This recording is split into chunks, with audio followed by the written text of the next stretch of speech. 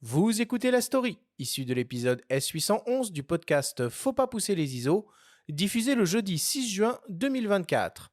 La Story vous est présentée cette semaine par Canon et sa gamme EOS R, des hybrides aux performances inédites pour une créativité sans limite.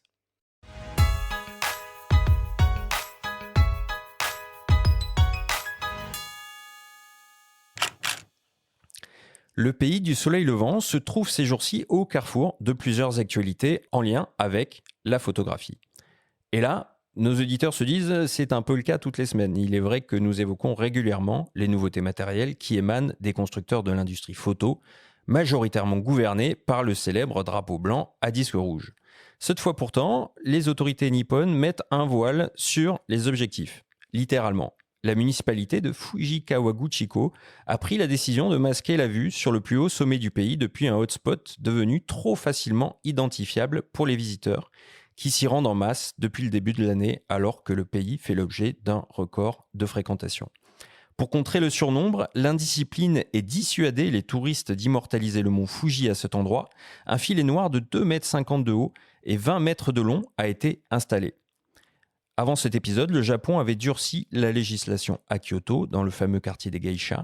Il est interdit de prendre des photos à Gion depuis 2019 et désormais, les ruelles ne peuvent plus être fréquentées par les visiteurs étrangers. Autre décision forte, prévue pour endiguer le surtourisme, un droit d'accès payant au mont Fuji dès cet été. De belles images du sommet enneigé, on peut en voir dans le dernier numéro de la collection 100 photos pour la liberté de la presse consacrée au Japon.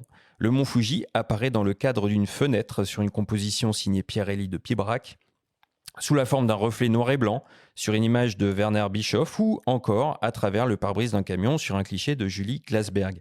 14 photographes de différentes nationalités et générations figurent au sommaire de ce nouvel opus, dont François Huguier, Nicolas Bouvier, Henri Cartier-Bresson, Masaïka Fukase, Ken Domon et bien sûr Daido Moriyama. Une autre légende de la photographie, également à la une de l'actualité, aurait pu faire partie du casting de Reporters sans frontières. En mai 1954, Robert Capa se trouve au Japon où il répond à une invitation du groupe Mainichi Press qui l'a invité à passer 6 semaines sur place. Il y est accueilli en héros et durant son séjour, il est contacté par John Godfrey Morris pour remplacer un confrère sur le front de la guerre en Indochine. C'est déjà lui qui avait envoyé Capa couvrir le débarquement des troupes alliées pour le magazine Life 10 ans plus tôt. Le 25 mai, le photographe de guerre américain s'écarte du groupe de soldats français qui l'accompagnent pour les photographier dans des hautes herbes. Alors qu'il grimpe sur un talus, il marche sur une mine antipersonnelle. Il meurt sur le coup. Parmi les nombreux livres qui lui sont consacrés, on peut voir les photos qu'il a prises au Japon les semaines précédentes dans le livre Robert Capa la collection aux éditions Phaidon. À Nara, Kyoto ou Osaka, il a privilégié les photos d'enfants et de parcs d'attractions à l'occidental, visiblement inspiré par la destination, à l'instar de nombreux photographes.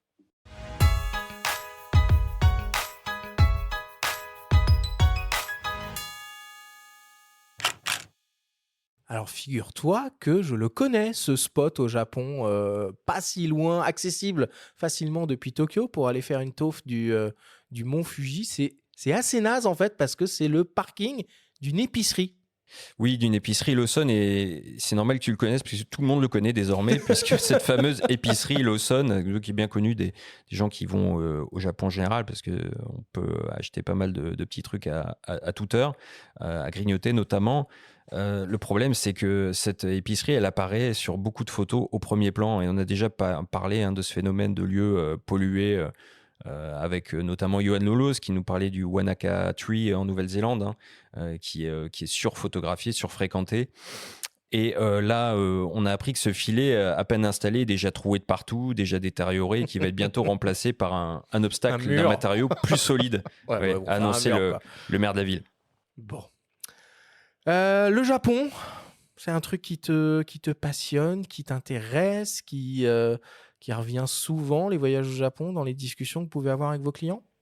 Alors le Japon, ça reste une destination lointaine. Malheureusement, beaucoup de gens n'ont pas l'occasion d'y aller. Moi, de mon côté, je n'y suis jamais allé. J'aimerais bien, ça serait une chance. Mais effectivement, le surtourisme sur ce genre de lieu peut faire beaucoup de dégâts. C'est malheureux. mais le surtourisme dans le monde, de manière générale, il y a beaucoup de lieux qui sont concernés par cette problématique, hein.